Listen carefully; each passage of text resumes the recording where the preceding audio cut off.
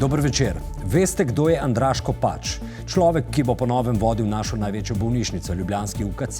Gre za 44-letnega magistra ekonomije, ki je lep čas preživel v Alpini, v družbi svojega strica, generalnega direktorja. Pozneje je postal celo eden najmlajših direktorjev v tem čevljarskem podjetju. Imel je komaj 32 let. Potem je odšel za poslovnega direktorja na Smučarsko zvezo. Samo zanj so celo iznašli to delovno mesto.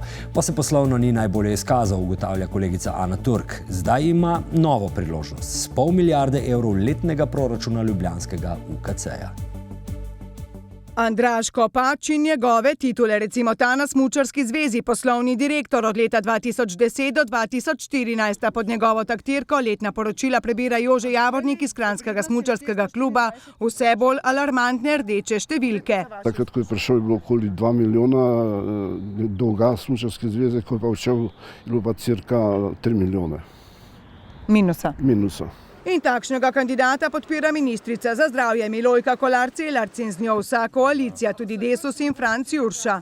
Kolikor je ona ocenila, ki je odgovorna na tem področju, da je to primeren kandidat, potem mi na nek način tudi zaupamo. Da ga izbere za vodenje ljubljanskega kliničnega centra in to magistra ekonomije, ki je menda odgovoren za izgubljenih 226 tisočakov, toliko, kolikor jih Smučarska zveza tik pred njegovim prihodom na zvezo nakaže kranjskemu podjetju ETP, da bi razsvetlilo skakalnice v Kranju za nočne skoke, a ne o denarju, ne o razsvetljavi ni bilo ne duha, ne sluha. Je on totalno odgovoren za to izgubo tega denarja, 230 tisoč, ker je bil premalo aktiven ali pa z določenim namenom delal, da se zavlačevali, da te razsvetljave ne bi bilo v Kranju.